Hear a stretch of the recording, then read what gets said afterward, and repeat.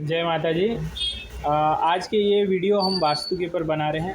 वास्तु में मंदिर जो सबसे चर्चित विषय है, मंदिर कहाँ हो, कैसे हो, किस प्रकार का हो और किस प्रकार से उसको वास्तु के अनुकूल बनाया जा सकता है और जितनी भी वास्तु की प्रतिकूलता हैं वो दूर की जा सके। सबसे पहले वास्तु का मंदिर के समय संबंधित नियम। सबसे बड़ा नियम है मंदिर हमारा कहाँ होना चाहिए। हमारे घर के प्रांगण में जो ईशान कोण है, जो उत्तर और पूर्व के मध्य में आता है, जिसकी युक्ति के हिसाब से बनता है, उसको ईशान कोण कहते हैं। जैसे कि उत्तर और पूर्व के बीच में जो ईशान कोण होता है, इस क्षेत्र में हमारा मंदिर होना चाहिए। मंदिर इस क्षेत्र में दो प्रकार से हम रख सकते हैं। कल्पना कीजिए ये हमारा घर है, तो भगवान को पूर्व में स्थापित करके हम मंदिर को ईशान कोण में बना सकते हैं और भगवान को उत्तर में स्थापित करके भी हम भगवान को ईशान कोण में बैठा सकते हैं। ये वाले भगवान उत्तर में विराजमान होंगे। जो सेवक होगा उसका चेहरा उत्तर की तरफ होगा पूजा करते वक्त, और ये भगवान जो पूर्व में स्थापित होंगे, भगवान का मुख पश्चिम की तरफ होगा और सेवक का पूर्व की तरफ। वास्तु में सबसे बड़ा नियम है भगवान की स्थापना। स्थापना का नियम ये है कि भगवान चारों दिशा, आठों दिशा, दसों दिशा में विद्यमान है। ये सृष्टि इस भगवान की है, तो भगवान को के लिए स्थान कोई निर्धारित नहीं है। पर जो सेवक मनुष्य मात्र जो सेवा पूजा करता है, उसको वास्तु के नियम इसलिए अपनाने होते हैं क्योंकि मनुष्य का जीवन किंचित मात्र है। उसको सारी सकारात्मक और नकारात्मक ऊर्जा जो है वो उसके लिए प्रभावकारी होते हैं। भगवान के सम्मुख कोई भी ऊर्जा प्रभावकारी नहीं है। भगवान स्वयं अपने ऊर्जा एक स्तोत्र है। तो सेवक के हित के लिए हम दिशा का चयन करते हैं। इसलिए ईशान दिशा सबसे उत्तम दिशा भगवान के लिए मानी गई है, जिसमें भगवान को पूर्व में स्थापित करें, जो आपको ज्ञान व धर्म का लाभ देंगे। उत्तर में स्थापित किए हुए भगवान, ईशान कोण के उत्तर में स्थापित किए हुए भगवान आरोग्य व धन लाभ देंगे। स्थापना इस प्रकार की करनी है कि हमारा जो घर का प्रांगण है, जिसकी जो छत है, उससे 42 इंच के अंदर, 3.5 फुट के अंदर भगवान का मंदिर आ जाए। अगर ऐसा ना हो तो हमारी ज़मीन पे, हमारा जो पाताल लोक है, उससे ज़मीन से 42 इंच यानी 3.5 फुट के अंतराल में मंदिर की उपस्थिति हो जाए। ये ऊर्जा से भरा हुआ रहेगा। बीच में पूर्ण पंच तत्वों की ऊर्जा नहीं मिलती, जिसलिए वहाँ पर मंदिर ना लगाएं तो ज़्यादा बेहतर है। मंदिर हमेशा लकड़ी के बने हुए, सुंदर नक्काशी किए हुए मंदिर लगाएं। कांच के और पत्थर के मंदिर हो सके तब तक टालें। अगर घर मंदिर के बारे में अगर आप प्लानिंग कर रहे हो तो प्रयास करो कि घर के मंदिर के ऊपर कोई शिखर ना हो, क्योंकि शिखर का सबसे बड़ा नियम है कि शिखर के ऊपर किसी भी प्रकार की छत या सीलिंग अलाउड नहीं है।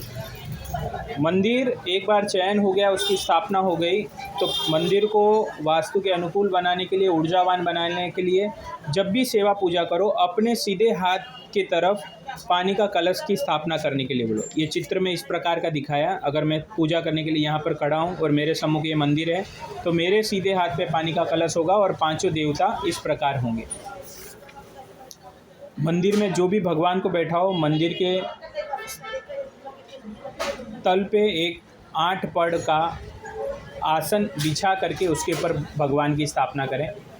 8 पड़, एक ऐसा कपड़ा, एक ऐसा आसन जिसके 8 लेयर्स हो, 8 थर हो, उस प्रकार का एक आसन की निर्मित करें। उसके ऊपर भगवान विराजमान करें। आप किसी भी कपड़े को 3 बार फोल्ड करोगे तो उसकी 8 लेयर्स बन जाएगी। तो इस प्रकार ये मिनिमम रिक्वायरमेंट है। यह आसन बिछा करके फिर ही भगवान को विराजमान करें। देवता व देवियों के बीच में विभाग हेतु लकड़े की पट्टी रखें। देखिए ये चित्र में अगर आप देखेंगे, समझ लो यहाँ पर मैंने लक्ष्मी सरस्वती विराजमान की है या कुल देवी का कोई भी नाम मैंने अंकित किया है, तो यहाँ पर मेरे देवता गणपति, कृष्ण, लल्ला, शिव जी विराजमान मैं कर सकता हूँ। दोनों के बीच में एक मोल्डिंग पट्टी या लकड़े की पट्टी रख देनी है। केवल पूरी पार्टीशन ना कराओगे तो चलेगा, अपन ज़मीनी तौर पे उन लोगों को विभाग देना है, देवी और देवताओं को। अगला जो नियम है, जितने देव हो उतने दीपक की व्यवस्था करें। ये मिनिमम रिक्वायरमेंट है। हम क्या करते हैं, एक ही दीपक सभी भगवान के बीच में रख देते हैं। ऐसा नहीं करना है। अगर हमने मंदिर में 3 देवता विराजमान किए हैं तो 3 दीपक की व्यवस्था करो। मंदिर में 5 देवता विराजमान किए तो 5 दीपक की आरती की व्यवस्था करो। कोई भी प्रतिमा अगर आप खरीदते हो तो अपने अंगूठे की साइज़ से ज़्यादा प्रतिमा का आकार ना हो। ध्यान रखें कि अंगूठे से छोटी आकार की प्रतिमा रखें, ये वास्तु के अनुकूल रहेगी। हमारे धर्म में इस प्रकार की मान्यता है कि कुल देवी और कुल देवता के दर्शन पाठ स्थान जो है, जिनका मूल स्थान है, वहीं पर करना चाहिए।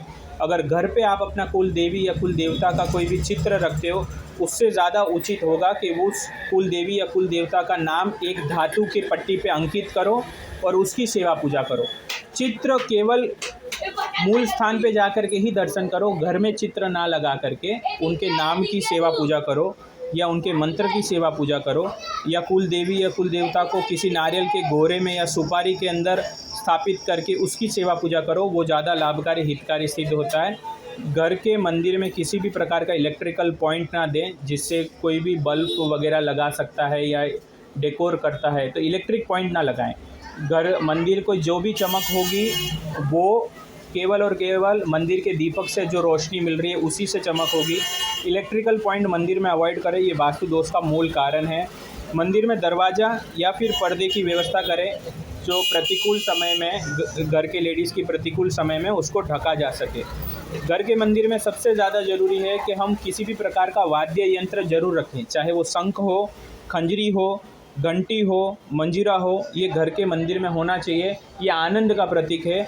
और जैसे ही भगवान की सेवा पूजा होती और आप मंदिर से पूर्णाहुति करते, अपने पूजा का शंख बजा करके, घंटी बजा करके अपने आनंद को व्यक्त करें। आप अपने घर के मंदिर में यंत्र, किसी भी प्रकार का लक्ष्मी यंत्र या गणेश यंत्र या व्यापार वृद्धि यंत्र या नवग्रह यंत्र अनेकों प्रमाण में रख सकते हैं, पर विवेकपूर्वक से रख सकते हैं। पर प्रतिमा केवल गिनी 5 प्रतिमा के ऊपर नहीं लगा सकते हैं, और जितनी प्रतिमा लगाएंगे उतने दीपक की व्यवस्था करनी है। जो भी पूजा करो स्वद्रव्य से पूजा करो, यानी अपने पैसे से ली हुई प्रतिमा मूर्ति से ही पूजा करनी है। किसी और की हेल्प की या गिफ्ट की हुई मंदिर की पूजा नहीं करनी है, और की गिफ्ट की हुई प्रतिमा की भी पूजा नहीं करनी।